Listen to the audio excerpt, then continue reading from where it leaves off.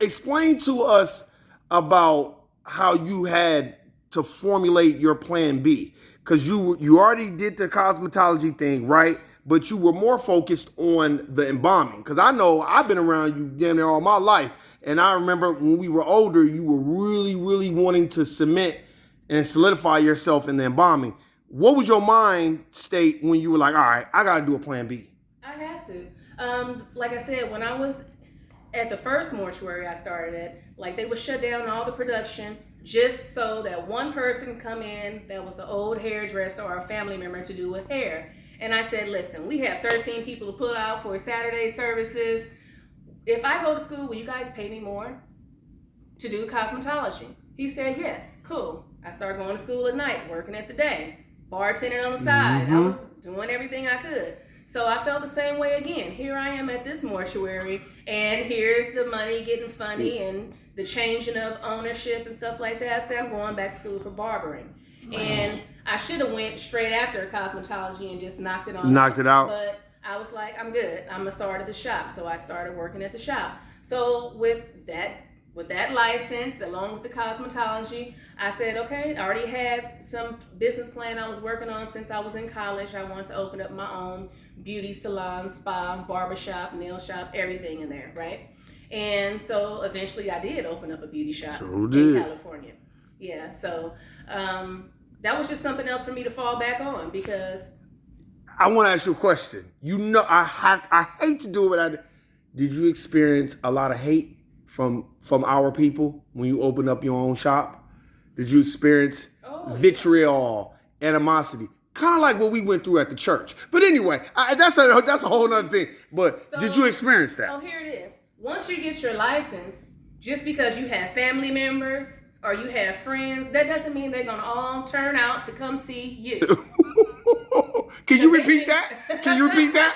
Just because you have family members and friends doesn't mean they're going to turn out to come and see you. Explain. Because break that down. They already have their people that they go to Yep. to get their hair and nails and stuff done, get their haircuts from. But they might call you when they want a discount. Ooh. They might call you when their person doesn't want to do that $175, $200 weave and they want to hit you with 20. They might call you. Ooh, you are. It's not consistent. Wait, hold on. We can't just skip over that bomb. I'm not letting you do that. You lucky my mama ain't alive. We ain't at my mama's house. Look, speak to us about that because I really want to focus. Here's a person who has all her paperwork, every degree you can think of that would mean something in the working world, not just no African American studies. Like you have degrees that are trades that you're going to do it. You get your own shop as a business owner in California, in LA. I'm sorry. And before I did that, I was a cosmetology instructor. I taught in California and also here in Vegas. See? So when you open up your shop, what was the experience like? Did you feel the hate? Now, you know, if my mom, we would have went out there, my mom probably would have been, you know how she is. She'd be like, you better get your hair done by my niece or you going to get your ass kicked. You know, that's how my mom was. But I'm just saying, what was it like underlying hate? Was it like passive aggressive hate? Oh, I'm going to be through there. Don't worry. Or was it just straight out like, you might have people that book appointments with you, cancel, no call, no show, ooh, things like that. But then you might have, like my mom. Of course, my mom, my dad, my brother, or certain one of my family members come, and they always show me love and support. Tip me out good, like I'm just, you know, they're not even related to them. You know, they treat me good like that. But then I have some that never even step foot in my place. Wow. Yeah, because if you would have had it out here, you know, I would have, you know, my ass would have been there. Right. I'ma always support. Niggas would get somebody to pass out your business card. If you can't use me, can you just pass it out to 5 people you know to support me? Man. I'll give you a free due. If you get 5 people. 5 people come to me with your name, I'm gonna hook you up. What was your thought process as an entrepreneur who put herself through school, did everything she needed to do, what was asked of her? What was your thought process? Was your thought process like, wow, I didn't think that this was going to be this bad from my people. And we're not just talking about family members. We're talking about black folk. Yes. Did you expect it that it was going to be that bad? Or were you kind of like, okay, well, that's just the one-off? No.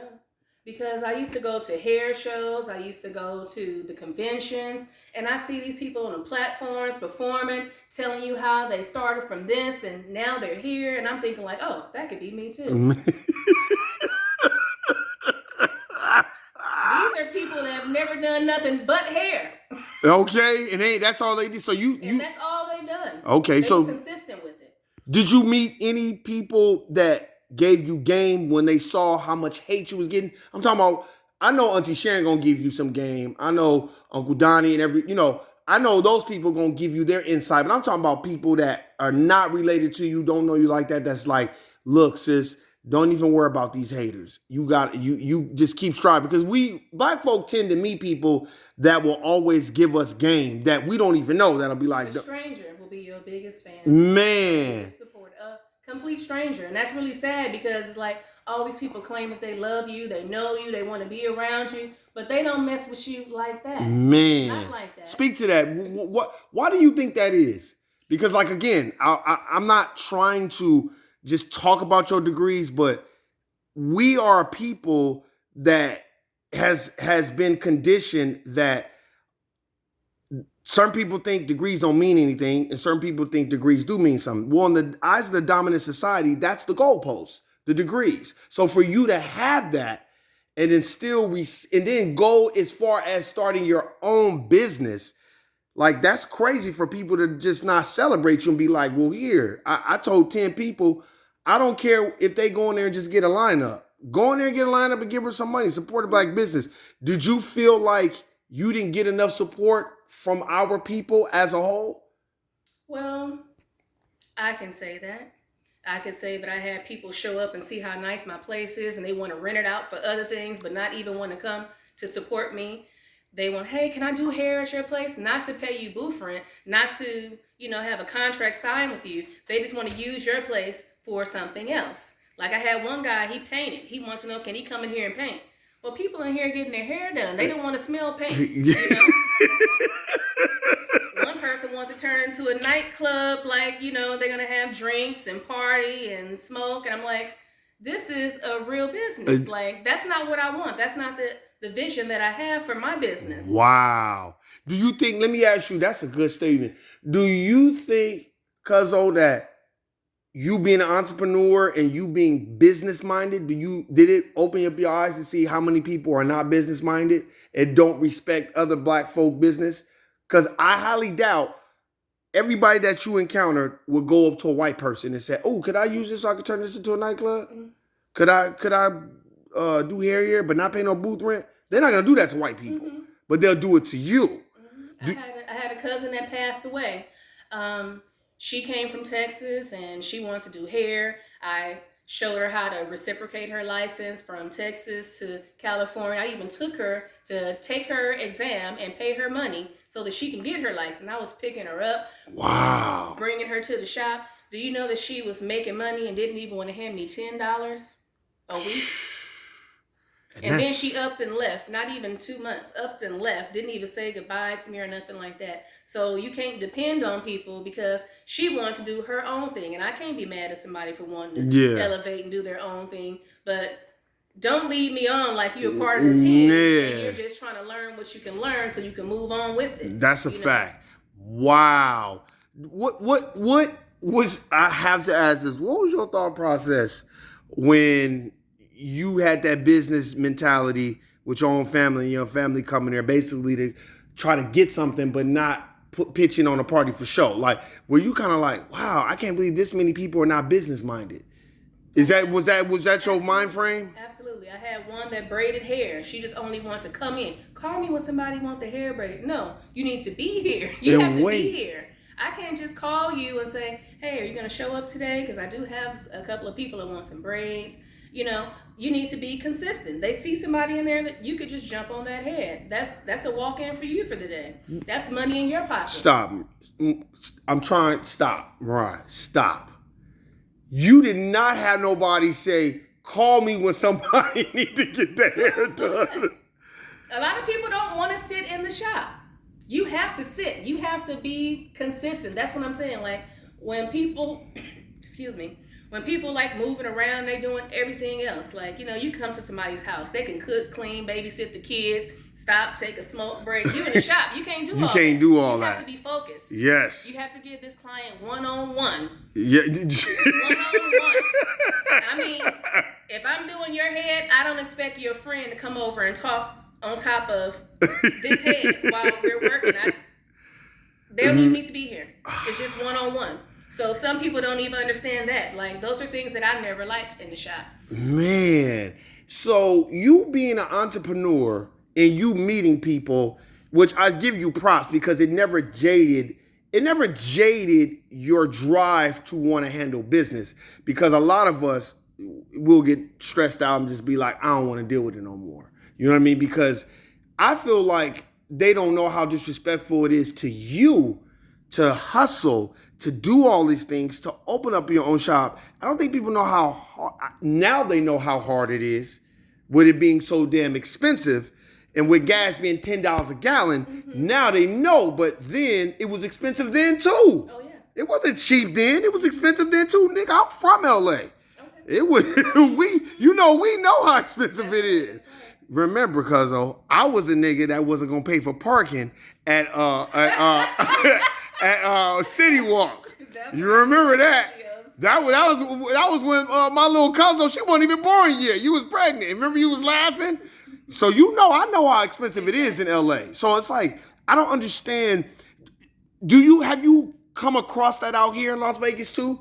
Well, when it comes to our people, they just not really they're not business minded. They just kind of talk, but not really want to show no good work. Just think, most people that have a license for cosmetology or barbering, most of them have at least a 10th grade education, because that's what you need.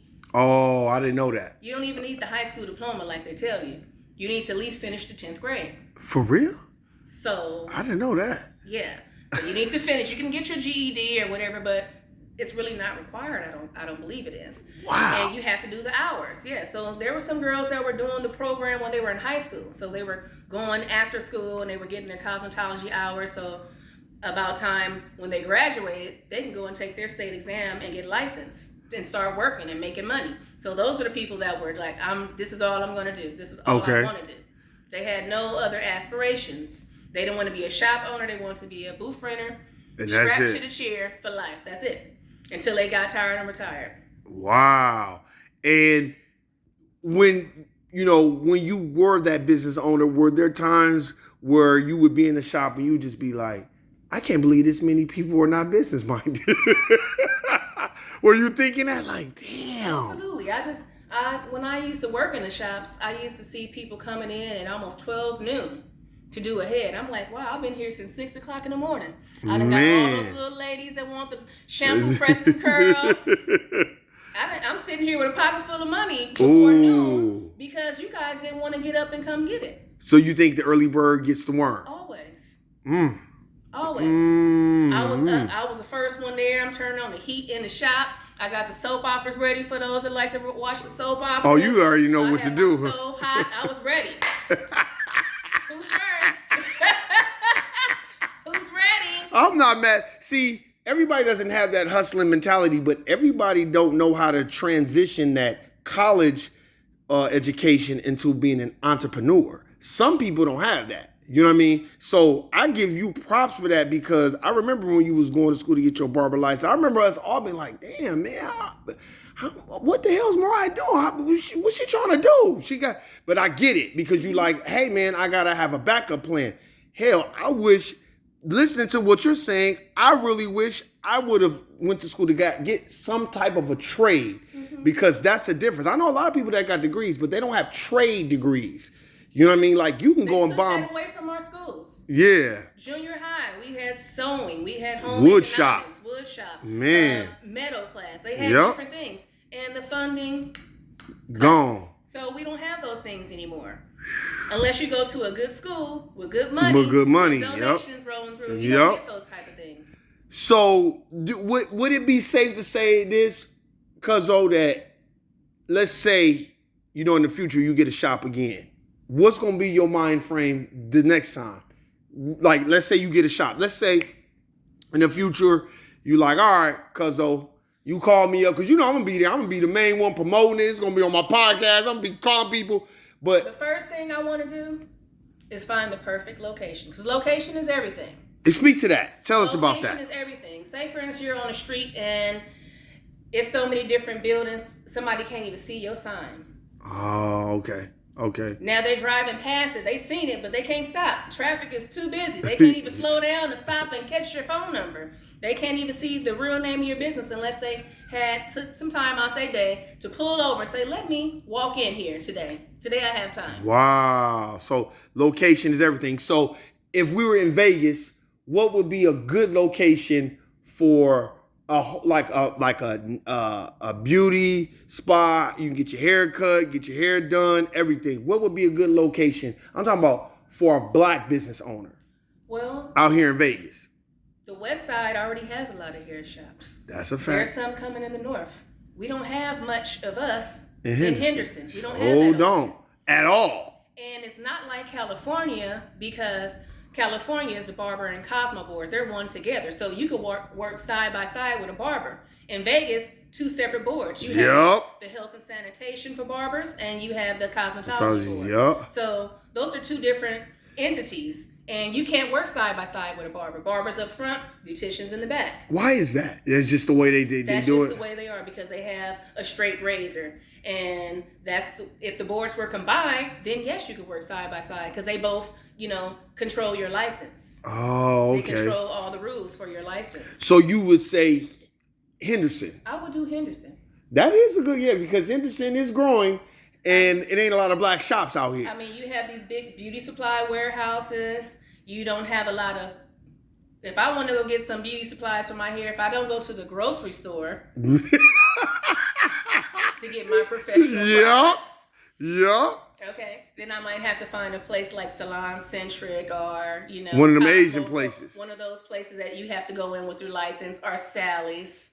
Yeah. Yeah. But if I wanted a place like that, I would own the place. Ownership. You. I want to own the building. Why? Tell us why it's important to own. Can't nobody raise my rent. Can't nobody kick me out. Can't nobody tell me what to do in my place. It's mine. Okay. So let's say if I had something that was zoned for the commercial property and a living establishment in the back or something, that's kind of like one of my little goals or dreams. I would like something like that. That would be great. To be so close to my place. Yes, come on in. Yep. Mm-hmm. Would you even delve in, once you had that straight? Would you even delve in, like, just trying to warehouse, be the distributor of the hair? Because them Asians got it on lock. But you know why? They all come together. They pool their money together. Speak on it. They can get hair for dirt cheap because they put all their thousands and millions and whatever into one bucket. If you see somebody black selling hair, they got it from somebody else, and they only getting this much. And that's it, might not be that good of a quality. The hair is shedding every time you touch it. So who gets the first pick of the barrel are the people like, let's say, your mother used to work for him. The guy, Elgin Charles in Beverly Hills. When they come, he gets the first pick of the barrel. He gets some of the best hair. My mama did talk. Beverly Hills.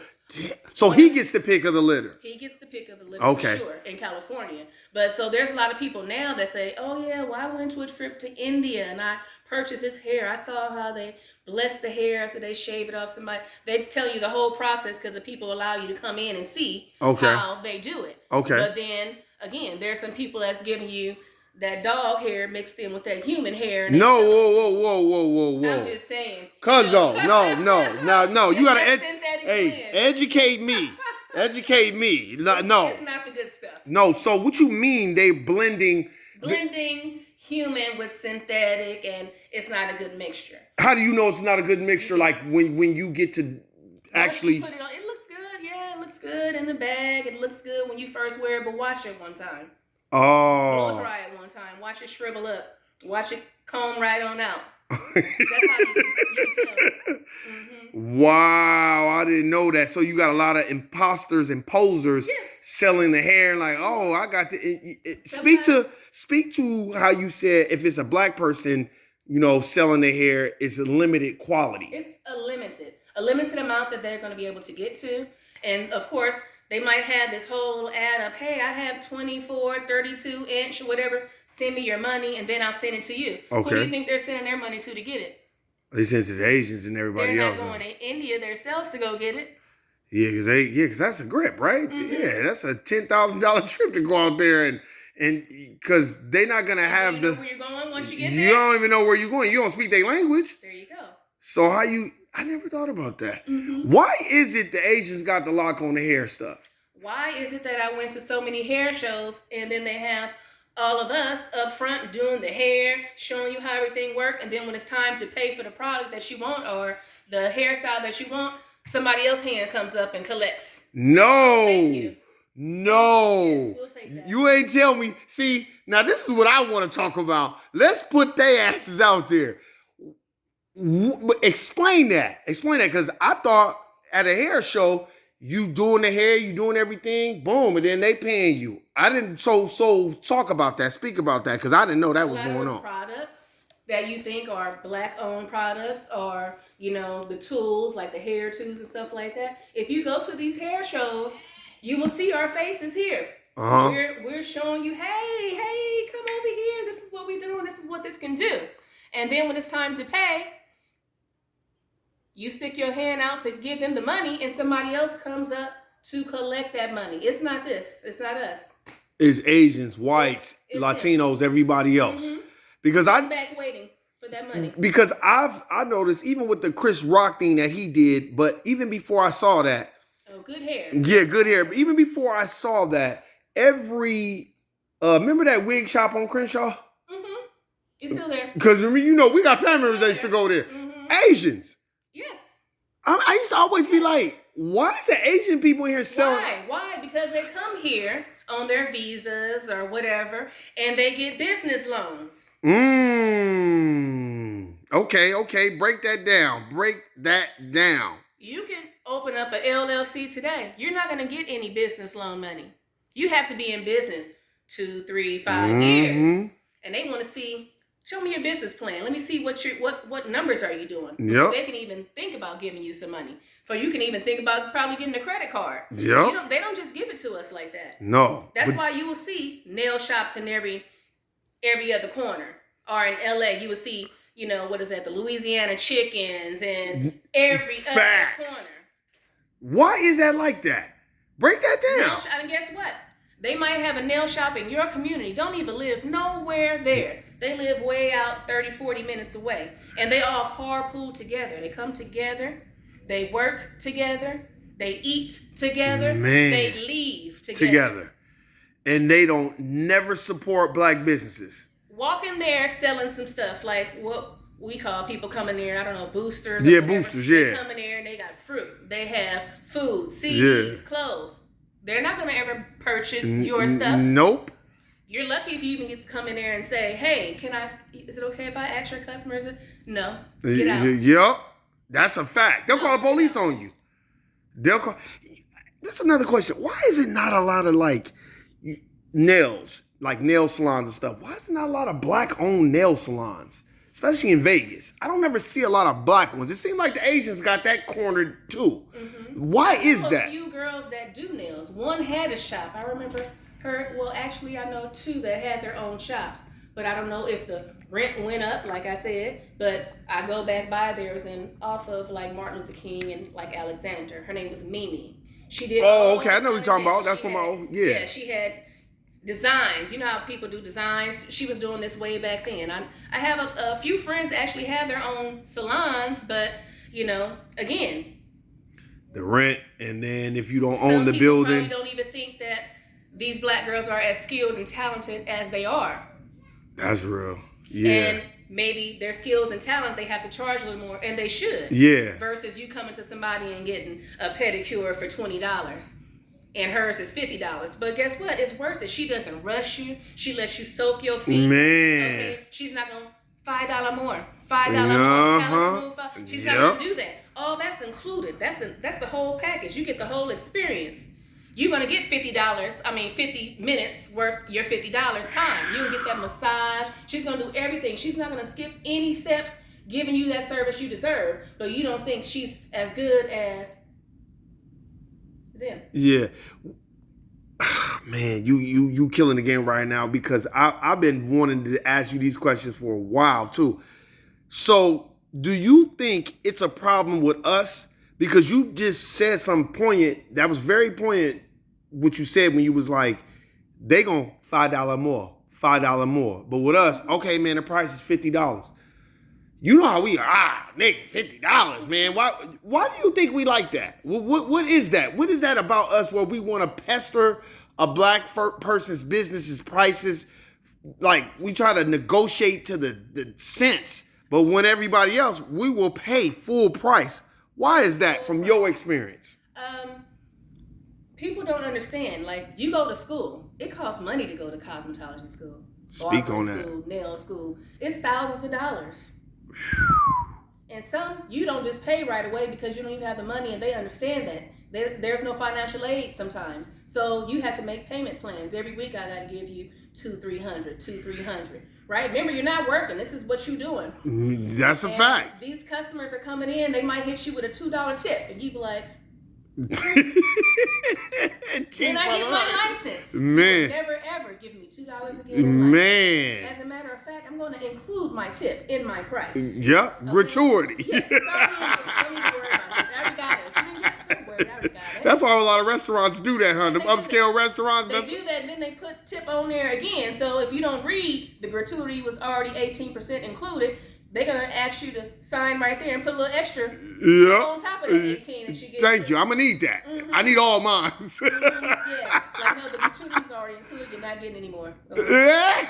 People don't understand the tools you have to buy, the products you have to buy. So what type of, so speak to the tools, because that's expensive. The tools. So if you have a Marcel iron set, like I have a Rainbow Elite. Okay. And I have every single shape, every single size of curling iron. I have from the fanciest plug-in flat irons. I have a collection of them. When people say how many clippers do you have, I have the Oster set. I have all the attachments, the detachable blade ones. Uh-huh. I have the Andes. I have the shavers. I have everything that you could think of.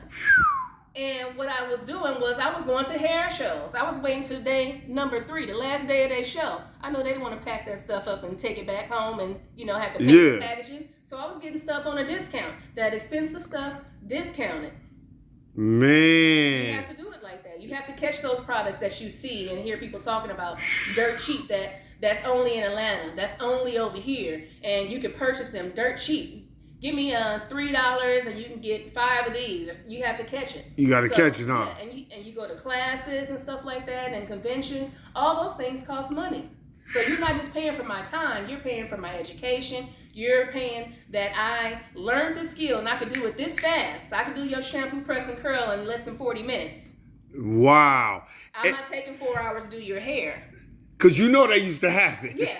Because guess what they were doing? They were locking those customers in. Come on in, let me go ahead and shampoo you and set you in the dryer. Come on in, I'm going to shampoo you. So we make sure that money don't leave. Sit down. That's a hustle, huh? Oh, absolutely. I didn't know that. Just like the nail shop. Come in, sit down, soak your feet. Your feet wet. They think you're not going to dry them things off and get up and go because your feet is already wet. Oh, okay. You take too long with me, I'm going to pat those things dry and go somewhere else that's going to take care of me. I'm sorry. I made an appointment. I expect to get treated nicely. Yeah. So, with you stating that makes a lot of sense. So, when a black person has their own business and their prices may be a lot more than someone else, that's true. You're paying for my education. I got to pay booth rent.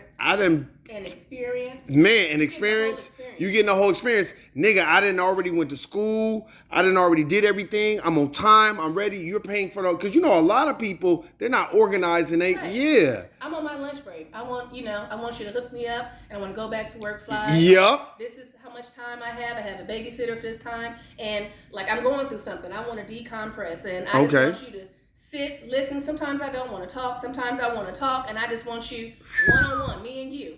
I don't want her over here gossiping on top of my head. I don't want all this other distractions going on. I just want to. I'm laughing because that do be because it happened in the barbershop. Right? It happens in the barbershop. Yeah. Somebody over here cursing like a sailor, the church lady sitting over here feeling uncomfortable. That's not the experience you want. So that's probably not the shop for you. But if you like all that, there's shops for you. Yeah, there's shops for you. Yup. Do you think that you spoke to something about the Asian community coming together?